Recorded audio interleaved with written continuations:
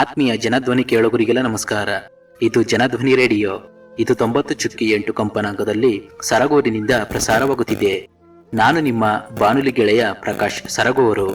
ಎಂದಿನಂತೆ ತಮ್ಮೆಲ್ಲರಿಗೂ ಮದ್ಯಪಾನದ ಜೀವನದ ಅನುಭವ ಕುರಿತ ಮುಕ್ತವ್ಯಸನ ಬದುಕಸನ ಕಾರ್ಯಕ್ರಮಕ್ಕೆ ಆತ್ಮೀಯವಾದ ಸ್ವಾಗತವನ್ನ ಕೋರುತ್ತಿದ್ದೇನೆ. ಪ್ರಿಯ ಕೇಳುಗರೆ, ಇಂದಿನ ನಮ್ಮ ಮುಕ್ತವ್ಯಸನ ಬದುಕಸನ ಕಾರ್ಯಕ್ರಮದಲ್ಲಿ ಈ ಕುಡಿತದ ಅನುಭವ ಕುರಿತು ಮತ್ತು ಈ ಕುಡಿತವನ್ನು ಬಿಟ್ಟ ನಂತರ ಅವರ ಜೀವನ ಶೈಲಿಯಾದ ಬದಲಾವಣೆಗಳನ್ನು ಕುರಿತು ಹಾಗೂ ಈ ಕುಡಿತಕ್ಕೆ ಒಳಗಾಗಲು ಪ್ರಮುಖ ಕಾರಣ ಏನಿತ್ತು, ಈ ಕುಡಿತದ ಸಂದರ್ಭದಲ್ಲಿ ಇವರ ಆರೋಗ್ಯದ ಮೇಲೆ ಯಾವ ರೀತಿಯ ಒಂದು ಪರಿಣಾಮವನ್ನು ಉಂಟು ಮಾಡುತ್ತಿತ್ತು, ನಂತರದಲ್ಲಿ ಇವರು ಈ ಕುಡಿತವನ್ನು ಬಿಟ್ಟು ಪ್ರಸ್ತುತವಾಗಿಯೂ ಉತ್ತಮವಾದ ಜೀವನವನ್ನು ನಡೆಸಿಕೊಂಡು ಹೋಗುತ್ತಿರುವ ಅನುಭವ ಕುರಿತು ನಮ್ಮ ಜೊತೆ ಮಾತನಾಡಲಿದ್ದಾರೆ ಎಚ್.ಡಿ. ತಾಲೂಕಿನ ಯಲೆವಂಡಿ ಆಡಿಯ ನಿವಾಸಿಗರಾದ ಶ್ರೀಯುತ ಶೇಖರ ಹೆಬ್ಬಾಳಯ್ಯರವರು. ಬನ್ನಿಯಾಗಿದ್ರೆ ಅವರನ್ನ ಕಾರ್ಯಕ್ರಮಕ್ಕೆ ಸ್ವಾಗತಿಸುತ್ತಾ ಈ ಕುಡಿತದ ಅನುಭವದ ಬಗ್ಗೆ ಒಂದಿಷ್ಟು ಮಾಹಿತಿ ಮತ್ತು ವಿಚಾರವನ್ನ ಅವರ ಮೂಲಕನೇ ತಿಳಿದು ಬರೋಣ. ಶೇಖರ್ ಅವರೇ, ಮೊದಲಿಗೆ ಕಾರ್ಯಕ್ರಮಕ್ಕೆ ಆತ್ಮೀಯವಾದ ಸ್ವಾಗತವನ್ನು ಕೋರ್ತಿದ್ದೀನಿ. ನಮಸ್ಕಾರ. ನಮಸ್ಕಾರ. ಮೊದಲಿಗೆ ನಿಮ್ಮೊಂದು ಪರಿಚಯವನ್ನ ನಮ್ಮ ಜನಧ್ವನಿ ಕೇಳುಗರಿಗೆ ಮಾಡಿಕೊಡೋದಾದ್ರೆ. ನಾವು ಶೇಖರ್ ಯಲೆವಂಡಿ. ಶೇಖರ್ ಅವರೇ, ಈ ಕುಡಿತವನ್ನು ಬಿಟ್ಟ ನಂತರ ಇವಾಗಿನ ತಮ್ಮೊಂದು ಜೀವನ ಹೇಗಿದೆ, ಹೇಗೆ ನಡ್ಕೊಂಡು ಹೋಗ್ತಾ ಇದೆ? ಸರ್, ಕುಡಿತ ಬಿಟ್ಟ ಮೇಲೆ ನನ್ನ ಜೀವನ ತುಂಬ ಚೆನ್ನಾಗಿದೆ. ಆಗ ಕುಡಿತಕ್ಕೆ ಹೆಚ್ಚು ಕಡಿಮೆ ನಾನು ಕೂಲಿ ಮಾಡಿದ್ದೆಲ್ಲ ಕುಡಿತಕ್ಕೆ ಬೇಕಾಗಿತ್ತು. ನಮ್ಮ ತಾಯಿ ಹತ್ರನೂ ಕಿತ್ಕೊತಿದೆ, ಎಲ್ಲ ದುಡ್ಡೆಲ್ಲ ಕಿತ್ತಾಳು ಮಾಡ್ತಿದೆ. ಕುಡಿತ ಕುಡಿಲೇಬೇಕು. ಒಂದು 5 ವರ್ಷ ಸಿಕ್ಕಾಪಟ್ಟೆ ಡ್ರಿಂಕ್ಸ್ ಮಾಡಿದೆ. ನನಗೆ 5 ವರ್ಷ ಜನನೇ ಗೊತ್ತಿಲ್ಲ, ಆ ಥರ ಕುಡಿತಿದೆ. ಈಗ ಕುಡಿತ ಬಿಟ್ಟ ಮೇಲೆ ತುಂಬ ಚೆನ್ನಾಗಿದ್ದೀನಿ. ವ್ಯವಸಾಯ ಮಾಡ್ಕೊಂಡು ಮತ್ತು ಜನಗಳೊಂದಿಗೆ ಚೆನ್ನಾಗಿ, ಎಲ್ಲ ಜನಗಳೊಂದಿಗೆ ಚೆನ್ನಾಗಿದ್ದೀನಿ. ತಾವು ಎಷ್ಟು ವರ್ಷಗಳಿಂದ ಕುಡಿತಿದ್ರೆ ಆಗಿದ್ರೆ? ಸರ್, ನಾನೊಂದು 5 ವರ್ಷ ಕುಡಿದಿದ್ದೀನಿ. 5 ವರ್ಷ ಕುಡಿದಿದ್ದೀನಿ. 5 ವರ್ಷ ನನಗೆ ಭೂಮಿ ಗೊತ್ತಿಲ್ಲ, 5 ವರ್ಷನೂ ಜನ ಗೊತ್ತಿಲ್ಲ. ಏನೋ ನನಗೆ ಡ್ರಿಂಕ್ಸ್ ಕುಡಿಬೇಕಷ್ಟೆ. 5 ವರ್ಷ ನನ್ನ ಜೀವನನ ವೇಸ್ಟ್ ಮಾಡಿದೆ. 5 ವರ್ಷ ಅಂದರೆ ಅವೆಲ್ಲ ಲೆಕ್ಕ ಹಾಕೊಂಡಾಗ ಹೆಚ್ಚು ಕಡಿಮೆ 10 ವರ್ಷ 12 ವರ್ಷ ಹೋಯ್ತು. ಅಲ್ಲಿ 12 ವರ್ಷ ನನ್ನ ಸಂಪಾದನೆ ಮಾಡೋ ಟೈಮೇ ಹೋಯ್ತು. ಈಗ ಆಕ್ಚುಲಿ ಇನ್ನು ಉಳ್ಕೊಂಡಿರೋ ಇನ್ನೊಂದು 2 ವರ್ಷ. 2 ವರ್ಷದಲ್ಲಿ ನಾನು ಏನು ಮಾಡೋಕ್ಕಾಯ್ತದೆ? 2 ವರ್ಷದಲ್ಲಿ ನಾನು ಏನೂ ಮಾಡೋಕ್ಕಾಗಲ್ಲ. 5 ವರ್ಷ ಕುಡಿದೀನಿ ಆಗಲೇ. 5 ವರ್ಷ ನನಗೆ ಭೂಮಿನೇ ಗೊತ್ತಿಲ್ಲ, ಅಷ್ಟೊಂದು ಕುಡಿದು ಇದಾಗಿದೆ. ಅಂದ್ರೆ ತಾವು 5 ವರ್ಷದಿಂದ ಈ ಕುಡಿತಕ್ಕೆ ಒಳಗಾಗಿದ್ರಿ. ಹೌದು. ಅಂದ್ರೆ ಏನಾದ್ರು ಕಾರಣಗಳಿತ್ತ ಈ ಕುಡಿಯೋದಕ್ಕೆ? ಏನು ಸರ್, ಕುಡಿಯೋದಕ್ಕೆ ಕಾರಣ ಬೇಕಾಗಿಲ್ಲ. ಯಾರು ಒಬ್ಬ ಫ್ರೆಂಡ್ಸ್ ನಮ್ಮ ಆಡಿಗಳಲ್ಲೇ ನಮ್ಮ ಗೊತ್ತಲ್ಲ, ಅಲ್ಲಿ ತಗ ನೀನೊಂದು ನೈಟಿಯ. ನಮ್ಮಲ್ಲಿ ಏನಾಯ್ತದೆ ಅಂದರೆ, ಏನೇ ತಿಂದ್ರು ಹಂಚ್ಗ ತಿಂತಾರೆ ಅಂತಲ್ಲ, ಆ ಸರಪ್ ಕುಡಿದ್ರು ಹಂಚ್ಗ ತಿಂದ್ಬಿಡ್ತಾರೆ. ಅದೊಂದು ದೊಡ್ಡ ಸಮಸ್ಯೆ. ಹಂಚ್ಕೊಂಡು ಎಲ್ಲ ತಿನ್ನಲಿ, ಸರಪ್ನು ಹಂಚ್ಗ ತಿನ್ನಬಾರ್ದು. ಅದೊಂದು ನಾವು ದೂರ ಇಡಬೇಕು. ಬೇರೆಯವ್ರನ್ನ ಕಂಡಾಗ ಬೇಡಪ್ಪ ನೀ ಕುಡಿಬಿಡ, ನಿಚ ದೂರ ಇರು, ಆಗಿರು ಈಗಿರು ಅನ್ನೋದು ಒಳ್ಳೇದು. ಏನಾಯ್ತು ಅಂದರೆ ನಾವೆಲ್ಲ ಕುಡಿಯುವಾಗ ತಕ್ಕ ನೀನೊಂದು ಅರ್ಧ ಕುಡಿ, ಈ ಥರ ಎಲ್ಲ ಆಗಿ ಅದು ಸ್ವಲ್ಪ ದೊಡ್ಡ ಚಟವಾಗಿ ಬೆಳೆದು. ಸ್ನೇಹಿತರ ಒಂದು ಸಹವಾಸದಿಂದ ಈ ಕುಡಿದಕ್ಕೆ ಪ್ರಾರಂಭ ಮಾಡಿದ್ದೆ. ಈ ರೀತಿಯ ಸ್ನೇಹಿತರ ಸಹವಾಸದಿಂದ ಈ ಕುಡಿದಕ್ಕೆ ನಾನು ಪ್ರಾರಂಭ ಮಾಡಿದ್ರೆ ನನ್ನ ಆರೋಗ್ಯದ ಮೇಲೆ ಏನಾದರೂ ತೊಂದರೆಗಳು ಉಂಟಾಗ್ಬೋದು. ಯಾವುದಕ್ಕೊಂದ್ಸತಿ ಯೋಚನೆ ಮಾಡಿ ಕುಡಿಯೋಣ, ಇದು ನಾನು ಕುಡಿಯೋದು ಸರಿನಾ ತಪ್ಪು ಅಂತ ಅನಿಸ್ತಿರಲಿಲ್ಲ ನಿಮ್ಗೆ ಅವಾಗ? ಹೇಗೆ ಸರ್, ನನಗೆ ಕುಡಿಯೋಕ್ಕೆ ಮುನ್ನ ಅದು ಅನಿಸಿರ್ಲಿಲ್ಲ. ಕುಡಿದಾಗ ಸ್ಟಾರ್ಟಿಂಗಲ್ಲಿ ಅದು ಒಂಥರ, ಅದು ಹೇಳಬಾರ್ದು, ಅದು ಸ್ವರ್ಗ ಅಂತಾರೆ. ಅದಕ್ಕೆ ಹೇಳೋದು ಹಿಂದಿನ ಕಾಲದಲ್ಲಿ. ಅದು ಯಾರು ಕಥೆಗಳಲ್ಲಿ ಗೊತ್ತಿಲ್ಲ, ಸುರಾಪಾನ ಏನೇನೋ ಅಂತ ಹೇಳ್ತಾರೆ, ಅವೆಲ್ಲ ನಮಗೆ ಸರಿಯಾಗಿ ಅರ್ಥ ಆಗಲ್ಲ. ಅದು ಸ್ವರ್ಗನೇ. ಅದು ಫಸ್ಟ್ ಕುಡಿದಾಗ ಡ್ರಿಂಕ್ಸು ಸ್ವರ್ಗ, ಆಮೇಲಂತೂ ನರಕ. 1 ವರ್ಷ 2 ವರ್ಷ ಕಳೀತಿದ್ದಂಗೆ ನರಕ. ಜ್ವರ ಬರೋದು, ತಲೆನೋವು ಬರೋದು, ಅದು ಇಲ್ದಾನೆ ಇದ್ರೆ ಕೈ ನಡ್ಗೋದು, ಕಾಲು ನಡ್ಗೋದು, ಇಂಥವೆಲ್ಲ ಸ್ಟಾರ್ಟ್ ಆಗ್ಬಿಡ್ತದೆ. ನನಗೆಲ್ಲ ಒಂದು ಅನುಭವ ಆಯಿತು. ನನಗೆ 2 ವರ್ಷ ಕುಡಿದು ಸ್ಟಾರ್ಟ್ ಆದಂಗೆ ಒಂದು ಟೈಮ್ ಬಿಟ್ಬಿಟ್ಟ ಅಂದರೆ ಕೈಯೆಲ್ಲ ನಡ್ಗವು, ಟೀ ಹಿಡ್ಕೊಳಕ್ಕಾಗಲ್ಲ, ಊಟ ಮಾಡೋಕ್ಕಾಗಲ್ಲ, ಈ ಪರಿಸ್ಥಿತಿ. ಅಷ್ಟೊಂದು ಅನುಭವಿಸ್ಬಿಟ್ಟ ನಾವು. ಈಗಿನ ಜೀವನ ನಾನು ತುಂಬ ಚೆನ್ನಾಗಿದೆ ಅನಿಸ್ತದೆ. ಯಾಕಂದರೆ ಈಗ ನಾನು ಆಕ್ಚುಲಿ ಅವತ್ತು ಅಚ್ಚುಕಟ್ಟಾಗಿ ಕುಡಿಸೋಗಿರೋ ನಮ್ಮ ಟ್ರೈಬಲ್ ಮಕ್ಕಳು ಕೆಲವರು LLB ಮಾಡಿರೋರು ನೋಡೋಕ್ಕಾಯ್ತಿರ್ಲಿಲ್ಲ, ಬಟ್ ಕೆಲವರು ವಿದ್ಯಾವಂತರು ನೋಡೋಕ್ಕಾಯ್ತಿರ್ಲಿಲ್ಲ. ಈಗ ಕೆಲವರು ನಮ್ಗೆ ಎಲ್ಲ ಒಂದು ಕಡೆ ಖುಷಿ, ನಮ್ಮ ಟ್ರೈಬಲ್ ಮಕ್ಕಳು BA ಮಾಡೋರೆ, BSc ಮಾಡೋರೆ, LLB ಮಾಡೋರೆ ಅಂದರೆ. ನಾನು ಆಕ್ಚುಲಿ ಅವತ್ತು ಡ್ರಿಂಕ್ಸ್ ಬಿಟ್ಟಾಗಿ ಅವತ್ತು ಆ ಮಕ್ಕಳು ನೋಡೋಕ್ಕೊಂದು ಖುಷಿ. ನಮ್ಮ ಜನ, ನಮ್ಮ ಮನೆಯವರು ಬಿಡಿ ನಮ್ಗೆ LLB ಮಾಡೋರೆ ಅನ್ನೋದೊಂದು ಖುಷಿ. ನಮ್ಗೆ ಯಾರು ನಮ್ಮ ಕೇಸ್ ಗೆಲ್ಲೋದು ಬೇಡ, ನಮ್ಮ ಕೇಸ್ ಏನಾರು ಆಗಿರಲಿ, ಬಟ್ ಅವ್ರು ಚೆನ್ನಾಗಿದಾರಲ್ಲ ಅದು ಖುಷಿ ಪಡಬೇಕು. ನನ್ನ ಆಸೆ ಏನಪ್ಪ ಅಂದರೆ ಟ್ರೈಬಲ್ ಮಕ್ಕಳು ವಿದ್ಯಾವಂತರಾಗಬೇಕು. ಟ್ರೈಬಲ್ ಮಕ್ಕಳಿಗೆ ಮೈಂಡ್ ಭಾರಿ ಗಟ್ಟಿ ಇದೆ, ಅದನ್ನು ಬಳಸ್ಕೊಬಿಟ್ರಂತೂ ಅವರು IAS IPS IFS ಇದು ಯಾವ ಲೆಕ್ಕಕ್ಕೆ ಇಲ್ಲ ಟ್ರೈಬಲ್ ಮಕ್ಕಳಿಗೆ. ಬಟ್ ವಿದ್ಯೆಯನ್ನು ಬಳಸ್ಕೊಬಿಟ್ರೆ ಅವ್ರನ್ನ ಸೋಲ್ಸೋರು ಯಾರೂ ಇಲ್ಲ.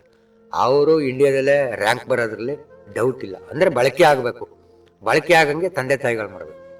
ಐದು ಮೊದಲ ಬಾರಿಗೆ ಕುಡಿದಾಗ ತಮ್ಮ ಒಂದು ಅನುಭವ ಹೇಗಾಗ್ತಿತ್ತು? ಸರ್, ಫಸ್ಟ್ ಟೈಮ್ ಕುಡಿದಾಗ ಅದೇ ಸ್ವರ್ಗ. ನಾನೆಲ್ಲ ಸ್ವರ್ಗಕ್ಕೆ ಹೋಯ್ತಾ ಇದ್ದೀನಿ ಅಂತ. ಆಮೇಲೆ ನಾನು ಹೇಳನಲ್ಲ, ಅದು 2 ವರ್ಷ ಕಳೀತಿದ್ದಂಗೆ ನರಕ. 2 ವರ್ಷ ಕಳೀತಿದ್ದಂಗೆ ನರಕದ ದಾರಿಗೆ ಬಂದ್ಬಿಡ್ತೀವಿ. ಫಸ್ಟ್ 2 ವರ್ಷ ಸ್ವರ್ಗಕ್ಕೆ ಹೋದಂಗೆ. ಡ್ರಿಂಕ್ಸ್ ಕುಡಿದ್ರೆ ನನ್ನ ಲೆವೆಲ್ಲೇ ಬೇರೆ, ನನ್ನ ಇದೇ ಬೇರೆ. ಯಾಕಂದ್ರೆ ಜೇಬಲ್ಲಿ ದುಡ್ಡು ಇಲ್ಲದೆ ಹೋದ್ರು ಡ್ರಿಂಕ್ಸು ಹಂಗೆ ಅನಿಸುತ್ತೆ. ಏನು ಅನಿಸುತ್ತೆ, ಕಾರ ಅದೇನು ದೊಡ್ಡದಲ್ಲ. ಅದು ಡ್ರಿಂಕ್ಸ್ ಇಳಿದೋದ ಮೇಲೆ ಕಾರಿಗೆ ₹3 ಇರಲ್ಲ ಜೇಬಲ್ಲಿ, ಆಗಲೇ ಗೊತ್ತಾಗೋದು ಡ್ರಿಂಕ್. ಆಮೇಲೆ 2 ವರ್ಷ ಕಳೀತಿದ್ದಂಗೆ ನರಕದ ದಾರಿಗೆ ತಗೋಯ್ತದೆ ಅದು. ತಲೆನೋವು, ಜ್ವರ, ಕೈ ನಡಗೋದು, ಕಾಲು ನಡಗೋದು, ಇಂಥವೆಲ್ಲ ಈ ಸ್ಟೇಜಿಗೆ ತಗೊಳ್ತಾಯಿದ್ವಿ.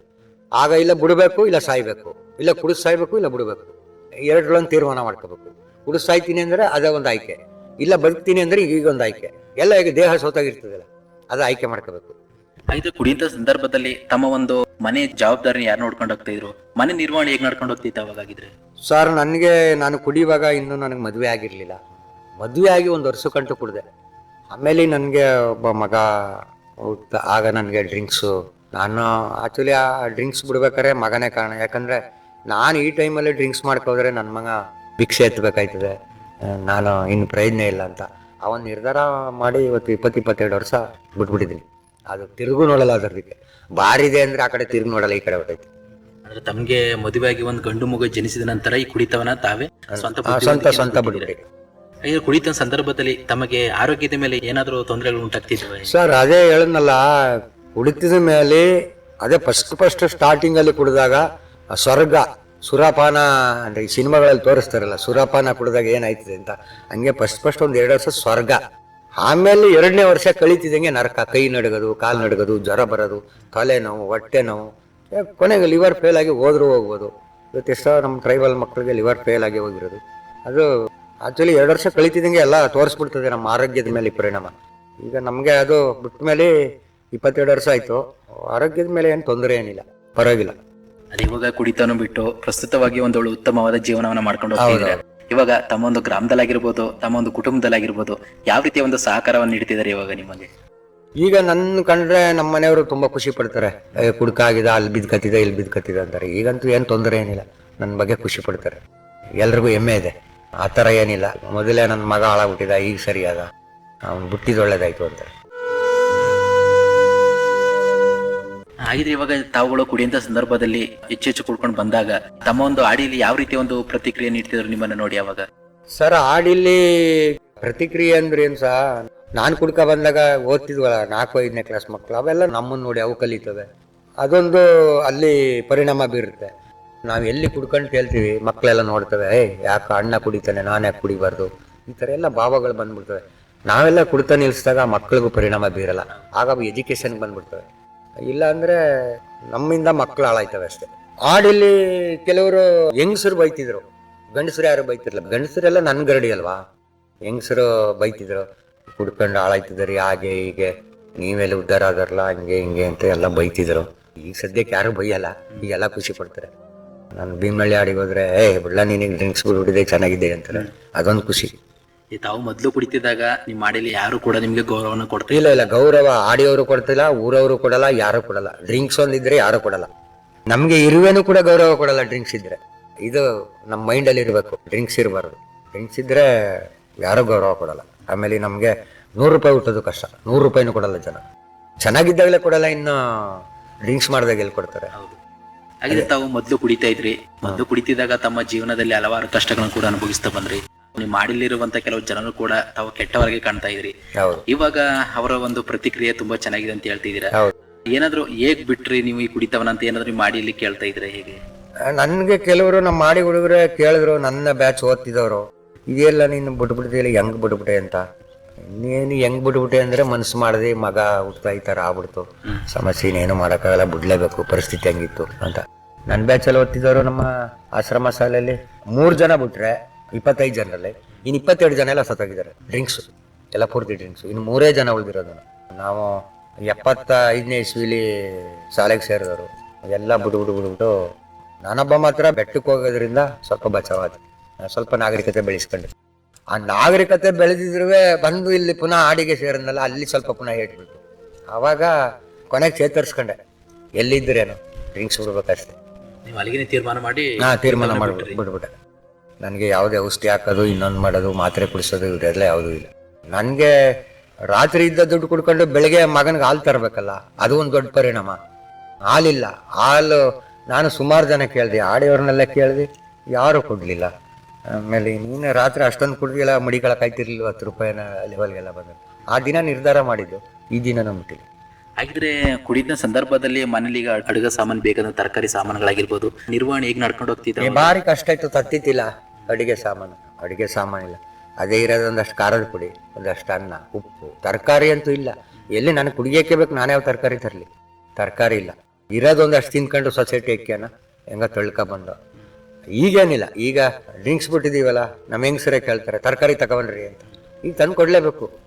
ಆಗ ನಮ್ಮ ಹೆಂಗಸರಿಗೂ ಆಸಕ್ತಿ ಇರಲಿಲ್ಲ ತರಕಾರಿ ತಗೋಬ ಅಂತ. ಎಲ್ಲಿ ತಂದು ಕೊಡಲಿ ನಾನು? ನನಗೆ ಕುಡಿಯೋಕೆ ಬೇಕು, ತರಕಾರಿ ತರೋದು. ಈ ಥರ ಎಲ್ಲ ಪರಿಸ್ಥಿತಿಗಳಿದ್ದು. ಈಗೇನಿಲ್ಲ, ಈಗ ತರಕಾರಿ ತಗೋಬತ್ತೀವಿ, ಊಟ ಮಾಡ್ತೀವಿ.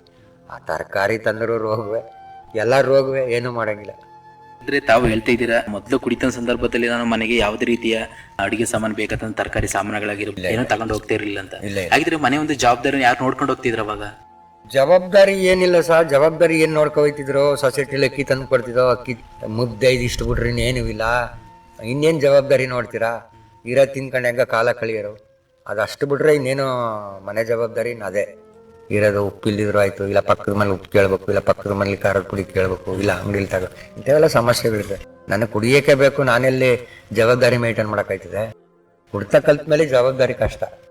ಕೆಲವರು ಕುಡಿತಾರೆ, ಅವ್ರು ನೈಟಿ ಕುಡ್ಕೊಂಡು ಮನೆ ಜವಾಬ್ದಾರಿ ಮೇಂಟೈನ್ ಮಾಡ್ತಾರೆ, ಅವ್ರೊಂಥರ ಬುದ್ಧಿವಂತರು, ಅವರಿದ್ದಾರೆ, ಅವ್ರು ಹೇಗೋ ಮಾಡ್ತಾರೆ.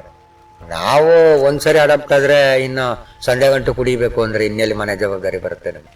ನಿಮ್ ಮನೆಯಲ್ಲೇ ಕೆಲವು ಹಬ್ಬಗಳು ಮಾಡ್ಕೊಂಡು ಹೋಗ್ತಾ ಇರ್ತೀರಾ, ಹಬ್ಬಗಳು ಕೂಡ ಅತಿಥಿಗಳನ್ನ ಕೂಡ ಬರ್ಮಾಡ್ಕೊಳ್ತೀರಾ ಮನೆಗೆ. ಈ ಕುಡಿತ ಸಂದರ್ಭದಲ್ಲಿ ಆ ಅತಿಥಿಗಳ ಜೊತೆ ಯಾವ ರೀತಿ ನಡ್ಕೊಂಡು ಹೋಗ್ತಿದ್ರಿ ಅವಾಗ? ಸರ್, ಕುಡಿತಿದ್ದಾಗ ಅತಿಥಿಗಳು ಬರ್ತಿತ್ತಿಲ್ಲ, ನಾವು ಮಾಡಿಯವರೇ ಬರ್ತಿರ್ಲಿಲ್ಲ. ಯಾವಾಗ ಕುಡ್ಕ ಕೂತಾನೆ ಹೋಗಲ್ಲ ಅವನ ಮನೆಗೆ ಯಾರು ಹೋಗೋರು ಅಂತ. ಕುಡಿದೇ ಇದ್ದಾಗ ಬರ್ತಾರೆ. ನಮ್ಮಲ್ಲಿ ಕೆಲವರು ಹಿಂದೆ ಹಳಬರು ಯಾರು ಕುಡಿತಿರ್ಲಿಲ್ಲ ಟ್ರೈಬಲಲ್ಲಿ. ನಾನು ಟ್ರೈಬಲಲ್ಲಿ ಕುಡ್ತಾನೆ ನೋಡಿರ್ಲಿಲ್ಲ ಸರ್. ಎಲ್ಲ ನಮ್ಮ ಬ್ಯಾಚಲ್ಲಿ ಬಂದ್ಬಿಟ್ಟದು. ನಮಗೆ ಹಿಂದೆ ಹಳಬರೆಲ್ಲ ನಾನು ನೋಡ್ತೀನಲ್ಲ, ಡ್ರಿಂಕ್ಸೇ ಮಾಡ್ತಿರ್ಲಿಲ್ಲ. ಎಷ್ಟು ಗಟ್ಟಿಯಾಗಿದ್ರು ಅಂದರೆ 3 ಜನ 4 ಜನ ಅವ್ರಿಗೆ ಲೆಕ್ಕಕ್ಕೆ ಇಲ್ಲ, ಅಷ್ಟೊಂದು ಶಕ್ತಿಯಾಗಿದ್ರು. ಎಲ್ಲ ಒಂಥರ ಸಣ್ಣಗಿದ್ರು ಟ್ರೈಬಲಲ್ಲಿ ಮದಗಜಗಳಿದ್ದಂಗೆ ಶಕ್ತಿ, ಸ್ಟ್ರೆಂತಲ್ಲಿ. ಈಗಂತೂ ನಮ್ಮ ಟ್ರೈಬಲ್ ಹುಡುಗರ ತಳ್ಬಿಟ್ರೆ ಆ ಕಡೆ ನಿಂತ್ಕೊಳ್ತವೆ, ಸ್ಟ್ರೆಂತ್ ಕಳ್ಕೊಬಿಟ್ಟವೆ.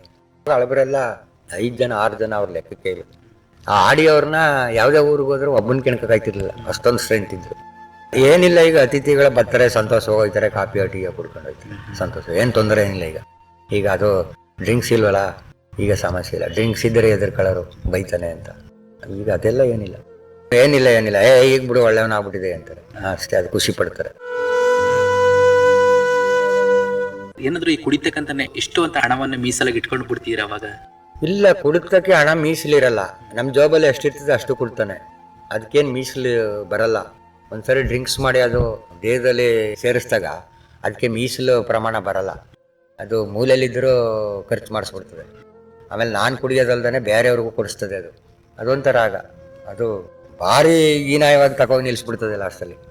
ಮನೆಯೇ ಹಿಂದಕ್ಕೆ ತಗೊಂಡೋಗ್ತದೆ, ಮುಂದಕ್ಕಂತೂ ಅದು ಜೀವನದಲ್ಲಿ ತರಲ್ಲ ಡ್ರಿಂಕ್ಸ್. ಅದೇ ಕುಡಿತಕ್ಕೆ ಹಣ ಹೇಗೆ ಸಂಪಾದನೆ ಮಾಡ್ಕೋತಿದ್ರಿ ಅವಾಗಿದೆ? ಸರ್, ನಮಗೆ ಕುಡಿತಕ್ಕೆ ಕೂಲಿಗೆ ಹೋಯ್ತಿದೆ. ಕೂಲಿಗೆ ಹೋದರೆ ಅವಾಗ ಆ ಟೈಮಲ್ಲಿ 10 ರೂಪಾಯಿ ಪ್ಯಾಕೆಟು, ದಿನ 200 ರೂಪಾಯಿ ಕೊಡೋರು. 10 ಪ್ಯಾಕೆಟ್ ಇಲ್ಲಿ 100 ರೂಪಾಯಿಗೆ ಸಿಗ್ತಿತ್ತಲ್ಲ, ಇನ್ನೇನು ಈ ಥರ ಎಲ್ಲ ಕುಡಿತದೆಲ್ಲ ಕೂಲಿ ದುಡ್ಡು ಆಗ್ತಿದ್ದೋ. ಎಷ್ಟು ಬಾರಿ ಕುಡ್ಕೊಂಡು ಬರ್ತಿದ್ರಿ ಅವಾಗಾಗಿದ್ರೆ? ದಿನಕ್ಕೆ ಹೆಚ್ಚು ಕಡಿಮೆ ಈಗ ಕ್ವಾರ್ಟ್ರು ಅಂತಾರಲ್ಲ, ಅಂಥವು 5-6 ಆಗ್ಬಿಡೋರು. ಒಂದ್ಸರಿ ಅಡಾಪ್ಟ್ ಆಗ್ಬಿಟ್ರೆ 5-6 ಆಗ್ಬೋದು, 7 ಆಗ್ಬೋದು, ಈ ಥರ ಎಲ್ಲ ಇರ್ತಿತ್ತು. ಅದಕ್ಕೇನು ಮಿತಿ ಅಂತ ಇರಲಿಲ್ಲ? ಮಿತಿ ಬರಲ್ಲ ಡ್ರಿಂಕ್ಸಲ್ಲಿ. ಅದು ಮಿತಿ ಬರೋರು ಯಾರಪ್ಪ ಅಂದರೆ ಸ್ವಲ್ಪ ಬೇರೆ ಅವರ ಮನಸ್ಥಿತಿ ಕರೆಕ್ಟಾಗಿರೋರ್ಗೆ ಮಾತ್ರ ಮಿತಿ ಬರೋದು, ಎಲ್ರಿಗೂ ಬರಲ್ಲ ಅದು. ಎಷ್ಟು ಬೇಕಷ್ಟು ಕುಡ್ಕೊಂಡು ಎಷ್ಟು ಬೇಕಷ್ಟು ಕುಡ್ಕೊಂಡು ಅವ್ರ ಮನೆಗೆ ಹೋಗಿ ಊಟ ಮಾಡ್ಕೊಂಡು ಹಚ್ಕಟ್ಟ ಮಲಗ್ತಾರೆ. ಅವ್ರು ಬೇರೆ, ಎಷ್ಟು ಬೇಕಷ್ಟು ಕುಡ್ಕೊಂಡು ಬೈಯೋರೇ ಬೇರೆ. ಡ್ರಿಂಕ್ಸಲ್ಲೂ 3-4 ಥರ ಅವ್ರೆ. ಇನ್ನೊಂದು ಟೀ ಮೀರಿ ಕುಡಿದು ರೋಡಲ್ಲಿ ಮನಿ ಕಳೋರು ಬೇರೆ. 3-4 ಥರ ಡ್ರಿಂಕ್ಸ್ ಮಾಡೋರು ಅವ್ರೆ. ಆ ಡ್ರಿಂಕ್ಸಲ್ಲಿ ಒಂದೇ ಥರ ಅನ್ನಂಗಿಲ್ಲ. ಅವ್ರ ದೇಹದಲ್ಲಿ ಶಕ್ತಿ ಇಲ್ವಾ, ಅವ್ನು ಕುಡಿದ್ಬಿಟ್ಟಲ್ಲಿ ಮನಿ ಕತೆ. ಇನ್ನೊಬ್ಬನಿಗೆ ದೇಹದಲ್ಲಿ ಶಕ್ತಿ ಇಲ್ವಾ, ಕುಡಿದ್ಬಿಟ್ಟು ಬೈತಾನೆ. ಇನ್ನೊಬ್ಬನಿಗೆ ಕ್ಲೀನಾಗಿ ಶಕ್ತಿ ಇದೆಯಾ, ಅವ್ನು ಕುಡಿದ್ಬಿಟ್ಟು ಅಚ್ಚುಕಟ್ಟ ಬಂದು ಮನೇಲಿ ಮಲಿಕತಾನೆ. ಅವ್ನು ಸ್ವಲ್ಪ ಸ್ಟ್ರೆಂತ್ ಇರೋನು, ಆ ಪಾರ್ಟಿನೂ ಒಂದಿನ ಕಳ್ಕೊಬಿಡ್ತಾನೆ. ಸ್ಟ್ರೆಂತ್ ಯಾರು ಶಕ್ತಿ ಇದೆ ಕುಡ್ಕ ಬಂದು ಮಲಿಕತಾನೆ, ಅವನು ಕಳ್ಕೊಬಿಡ್ತಾನೆ. ಅವನು ಒಂದಿನ ಇದೇ ಸ್ಥಿತಿಗೆ ಬರಬೇಕು. 2 ಒಂದಿದೆಯಲ್ಲ, ಆ ಸ್ಥಿತಿಗೆ ಬಂದ್ಬಿಡ್ತಾನೆ. ಹಾಗೆ ನೀವು ಕುಡಿತವನ್ನು ಬಿಟ್ಟು ಪ್ರಸ್ತುತ ಒಂದು ಒಳ್ಳೆ ಉತ್ತಮವಾದ ಜೀವನವನ್ನು ಮಾಡ್ಕೊಂಡು ಹೋಗ್ತಿದ್ದೀರಾ. ತಮ್ಮ ಒಂದು ಅನುಭವವನ್ನ ಇವಾಗ ನಿಮ್ಮ ಮಾಡಿಯಲ್ಲಿ ಯಾರಾದರೂ ಕುಡಿತಿರೋಂಥ ಯುವಕರಿಗೆ ಹಂಚ್ಕೊಂಡಿದ್ದಾರೆ ಹೇಗೆ? ಸರ್, ನಾನು ತುಂಬ ಮಕ್ಳಿಗೆ ಹಂಚ್ಕೊಂಡಿದ್ದೀನಿ, ತುಂಬ ಜನರಿಗೆ ಹಂಚಿದ್ದೀನಿ. ಬಿಟ್ಬಿಡಿ ಡ್ರಿಂಕ್ಸು ಬೇಡ, ಇದು ಅಂತ ಡೇಂಜರ್ ಯಾವುದೂ ಇಲ್ಲ. ಕೆಲವರು ನಮ್ಮ ಹುಡುಗರು ಹೊರಟಲ್ವಾ, ನಾ ಕುಡ್ದೇ ತೀರ್ತೀನಿ ಏನೀಗ. ಅವಾಗ ಏನಾದ್ರೂ ತಾವು ಕುಡ್ಕೊಂಡು ಬರೋ ಸಂದರ್ಭದಲ್ಲಿ ನಿಮ್ಮ ಕುಟುಂಬದವ್ರ ಜೊತೆಗಾಗಿರ್ಬೋದು, ನಿಮ್ಮ ಆಡಿಯೋ ಜೊತೆಗೆ ಏನಾದರೂ ಗಲಾಟೆ ಏನಾದ್ರು ಮಾಡ್ಕೊಳ್ತಾ ಇದ್ರ ಅವಾಗ ಹೇಗೆ? ಅವೆಲ್ಲ ಮಾಮೂಲಿ ನಡೀತಾ ಇತ್ತು ಬಿಡಿ. ಡ್ರಿಂಕ್ಸ್ ಅಂದಮೇಲೆ ಕಾಮನ್ ಆಗಿ ಕುಡ್ತಾ ಜಗಳ ಇಂಥವೆಲ್ಲ ಇರ್ತಿತ್ತು. ಈಗೇನಿಲ್ಲ. ಟ್ರೈಬಲ್ ಬಗ್ಗೆ ನಮಗೆ ತುಂಬ ಗೌರವ ಇದೆ. ಕುಡಿದ್ಬಿಟ್ರೆ ಒಂಚೂರು ಬೇಜಾರು ಮಾಡ್ಕೊತೀನಿ. ಇವರು ನಾನೊಂದು ಟೈಮಲ್ಲಿ ಇದ್ನಲ್ಲ ಆ ಥರ ಔಟರ್ ಅನಿಸ್ಬಿಡ್ತದೆ. ಬಹಳ ಸಂತೋಷ ಶೇಖರ್ ಅವರೇ. ಕಾರ್ಯಕ್ರಮದ ಒಂದು ಕೊನೆ ಅಂತ ಬರ್ತಿದ್ದೀವಿ. ಕೊನೆಯದಾಗಿ ನೀವು ಮಾತುಗಳನ್ನ ಕೇಳ್ತಿರೋ ನಮ್ಮ ಜನಧ್ವನಿ ಕೇಳುಗರಿಗಾಗಿರ್ಬೋದು, ಹಾಗೆಯೇ ಈ ಕುಡಿತಕ್ಕೆ ಒಳಗಾಗಿರುವ ಎಷ್ಟೋ ವ್ಯಕ್ತಿಗಳಿಗೆ ತಮ್ಮ ಒಂದು ಅನುಭವದ ಪ್ರಕಾರ ಅಂತವ್ರಿಗೆ ಏನು ಕಿವಿ ಮಾತಾಡಕ್ಕೆ ಇಷ್ಟಪಡ್ತೀರಾ ಕೊನೆಯದಾಗಿ? ಸರ್, ನಮ್ಮ ಟ್ರೈಬಲ್ಗೆ ನಾನು ಹೇಳೋದೇನೆಂದರೆ, ಅವರು ದಸ್ಪೃಶವಾಗಿರ್ಬೇಕಂದ್ರೆ ಡ್ರಿಂಕ್ಸ್ ದೂರ ಮಾಡಿ, ಮತ್ತು ಅವರು ಮಕ್ಕಳಿಗೆ ಎಜುಕೇಷನ್ಗೆ ಅನುಕೂಲತೆ ಮಾಡಿ, ಮತ್ತು ಅವರು ಆರೋಗ್ಯವಾಗಿ ಇರೋ ಜಮೀನುಗಳನ್ನ ಮಾಡಿ, ಇರೋದ್ರಲ್ಲಿ ಎಷ್ಟಿದೆ ಅಷ್ಟರಲ್ಲಾರು ದುಡಿದು ತಮ್ಮ ಮಕ್ಕಳನ್ನ ಓದಿಸ್ಬಿಟ್ರೆ ಮತ್ತು ಡ್ರಿಂಕ್ಸ್ ಇರಬಾರ್ದು. ಇಷ್ಟು ಹೇಳಕ್ಕೆ ನಾನು ಖುಷಿ ಪಡ್ತೀನಿ. ಬಹಳ ಸಂತೋಷ ಶೇಖರ್ ಅವರೇ. ಇಷ್ಟೊತ್ತು ನಮ್ಮ ಒಂದು ಮುಕ್ತ ವ್ಯಸನ ಬದುಕಸನ ಕಾರ್ಯಕ್ರಮದಲ್ಲಿ ತಾವುಗಳು ಭಾಗವಹಿಸಿ ಈ ಕುಡಿತ ಎನ್ನುವುದು ತಮ್ಮ ಜೀವನದ ಮೇಲೆ ಯಾವ ರೀತಿಯ ಒಂದು ಪ್ರಭಾವವನ್ನು ಬೀರಿತು, ಅದು ಆರ್ಥಿಕವಾಗಿರಬಹುದು, ಕೌಟುಂಬಿಕವಾಗಿರ್ಬೋದು, ಹಾಗೂ ವೈಯಕ್ತಿಕ ಕೂಡ ಆಗಿರ್ಬೋದು, ಇಷ್ಟೆಲ್ಲ ಕಷ್ಟಗಳನ್ನು ಎದುರಿಸ್ತಾ ಬಂದು ನಂತರದಲ್ಲೇ ತಾವೇ ಒಂದು ಸ್ವಂತ ಬುದ್ಧಿವಂತಿಕೆಯಿಂದ ಈ ಕುಡಿತವನ್ನು ಬಿಟ್ಟು ಪ್ರಸ್ತುತವಾಗಿ ಒಂದು ಒಳ್ಳೆ ಉತ್ತಮವಾದ ಜೀವನ ಮಾಡ್ಕೊಂಡು ಹೋಗ್ತಿದ್ದೀರಾ. ಹಾಗೆ ಇಷ್ಟೊತ್ತು ನೀವು ಹೇಳಿರ್ತಕ್ಕಂಥ ಪ್ರತಿಯೊಂದು ಮಾತುಗಳು ಕೂಡ ಈ ಮದ್ಯಪಾನವನ್ನು ಸೇವಿಸ್ತಕ್ಕಂಥ ಮದ್ಯಪ್ರಿಯರಿಗೆ ಸ್ಫೂರ್ತಿದಾಯಕವಾಗಿರುತ್ತೆ ಹೇಳ್ತಾ ಈ ಕಾರ್ಯಕ್ರಮವನ್ನು ಇಲ್ಲಿಯೇ ಮುಕ್ತಾಯ ಮಾಡ್ತಿದ್ದೇನೆ. ಧನ್ಯವಾದ. ಪ್ರಿಯ ಕೇಳುವರೆ, ಕೇಳ್ತಿದ್ರೆ ಇಷ್ಟೊತ್ತು ಮುಕ್ತ ವ್ಯಸನ ಬದುಕಸನ ಕಾರ್ಯಕ್ರಮದಲ್ಲಿ ಭಾಗವಹಿಸಿ ನಮ್ಮ ಜೊತೆ ಮಾತನಾಡಿದವರು ಎಚ್.ಡಿ. ತಾಲೂಕಿನ ಎಲೆವುಂಡಿ ಆಡಿಯ ನಿವಾಸಿಗರಾದ ಶ್ರೀಯುತ ಶೇಖರ ಹೆಬ್ಬಾಳೆಯರವರು. ಇದಾಗಿತ್ತು ಇವತ್ತಿನ ನಮ್ಮ ಮುಕ್ತ ವ್ಯಸನ ಬದುಕಸನ ಕಾರ್ಯಕ್ರಮ. ಹಾಗೂ ಮತ್ತೊಂದು ಮುಕ್ತ ವ್ಯಸನ ಬದುಕಸನ ಕಾರ್ಯಕ್ರಮದಲ್ಲಿ ಮತ್ತೋರ್ವ ವ್ಯಕ್ತಿಯ ಜೊತೆ ಭೇಟಿಯಾಗ್ತೀನಿ. ಅಲ್ಲಿಯವರೆಗೆ ಕೇಳ್ತೀರಿ ಜನಧ್ವನಿ. ಇದು ನಿಮ್ಮ ನೆಚ್ಚಿನ ಹಾಗೂ ಮೈಸೂರಿನ ಮೊಟ್ಟ ಮೊದಲ ಸಮುದಾಯ ಬಾನುಲಿ ಕೇಂದ್ರ 90.8 ಕಂಪನಾಂಕದಲ್ಲಿ ಸರಗೂರಿನಿಂದ ಪ್ರಸಾರವಾಗುತ್ತಿದೆ. ನಮಸ್ಕಾರ.